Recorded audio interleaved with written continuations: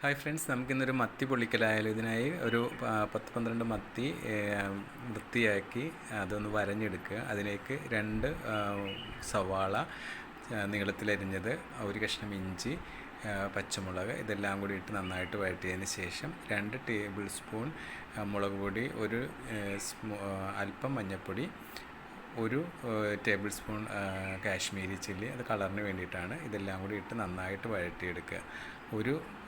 2 തക്കാളി ചെറുതായി അരിഞ്ഞ് അതിനോടൊപ്പം തന്നെ വഴറ്റുക.